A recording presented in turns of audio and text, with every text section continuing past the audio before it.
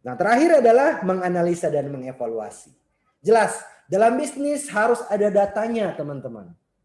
Bisnis yang tidak punya data itu nggak bisa diukur, karena pada dasarnya bisnis yang bisa di scale up, bisa ditingkatkan, bisa ditumbuhkan itu adalah bisnis yang punya datanya. Karena Anda nantinya akan meningkatkan bisnis Anda itu karena Anda membaca data Anda. Makanya butuh analisa dan evaluasi. Semua yang Anda lakukan, yang Anda aktivitas yang Anda lakukan itu berdasarkan data. Begitupun di WhatsApp. Aktivitas yang Anda lakukan itu berdasarkan data Anda gitu. Mau broadcast apa, konten seperti apa itu karena data Anda, hasil data Anda, hasil evaluasi dari data yang Anda miliki gitu. Mau upload story di jam berapa gitu, itu berdasarkan data Anda. Nah, jadi ada analisa dan evaluasi. Nah, saya punya KPI, teman-teman. Jadi di tim saya ada KPI konversi, saya katakan KPI konversi. Nah, ini yang tadi nih dari awal tadi funneling dan sebagainya. Nah, di interaksi silakan teman-teman bisa ATM ini, atau misalnya kalau baru sendiri ya oke, boleh nanti coba kurangi lagi presentasinya. Ini saya tim gitu. Saya kasih ini ke tim gitu. Saya nggak kerjain gitu. Saya kasih ke tim gitu. Tim saya ada 6 orang khusus WhatsApp marketing gitu. Jadi KPI-nya saya naikin gitu. Nah, interaksi ini goals-nya pertama tadi, ingat goals pertama funneling itu adalah simpan nomor gitu. Kontak jadi kontak, list jadi kontak. Konversi saya itu 80%. Jadi kalau proses funnelingnya misalnya ada 1000 kontak, contoh nih misalnya ada 1000 kontak yang mau nanti saya treatment untuk nanti jadi list gitu. Dari 1000 kontak ini itu harus ada 80%. Harus ada 80% yang nyimpan kontak saya.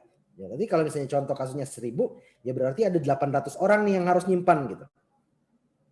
Otomatis di edukasi ini gitu ya, panel edukasi ketika saya ingin ngirim broadcast, saya hanya bisa dong ngirim broadcast ke 800 orang ini. Karena nge-broadcast ya harus saling simpan nomor gitu. Kalau kita nggak nyimpan nomor dia atau dia nggak nyimpan nomor kita, broadcast yang kita kirim itu nggak bakalan nyampe ke dia gitu. Otomatis saya hanya bisa nge-broadcast ke 800 orang ini. Nah, broadcast edukasi yang saya kirimkan ke 800 orang ini, teman-teman, saya punya KPI yang merespon, goals-nya kan respon. Yang merespon itu harus ada 50%. Jadi otomatis ada 400 orang nih yang tanya, oh kok bisa Kak? Kadang biasa tuh ada ketika ngirim edukasi, biasanya dibarengi dengan curhatan mereka. Iya Kak, ini masa pandemi susah banget, ini macam-macam gitu. Biasa curhat, nah enak nih. Udah curhat kayak gini, udah enak nih, ya udah ajak interaksi dan sebagainya. Itu 400 orang, KPI-nya 50% konversinya. Nah ketika saya tawari, produk, saya tawari offer gitu, promosi dan sebagainya, itu ada 10% gitu, yang ngambil offer saya. Berarti kalau dari 400 orang, ya berarti ada 40 orang dong yang closing gitu. Masih kok dikit kok 40, saya mau 400 deh sehari gitu ya. Udah oke 400 sehari gitu.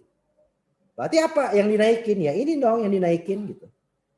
Database-nya yang dinaikin gitu. Jadi konsepnya adalah meningkatkan database. Ingat database-nya wajib yang responsif dan segmented. Ya. Jadi bukan hasil scrap, hasil catat dari tiang lampu merah, sedot WC dan sebagainya gitu. Tapi dengan dengan legal dan elegan gitu. Nah, kumpulkan seperti itu. WhatsApp Story seperti apa? WhatsApp Story saya 30% gitu. KPI-nya gitu. Jadi dari jumlah kontak saya gitu harus ada 30% viewersnya. Setiap WA Story saya berarti harus mencapai 30% dari jumlah kontak saya gitu. Nah, ini KPI ini yang teman-teman silahkan bisa menjadi ukuran teman-teman gitu.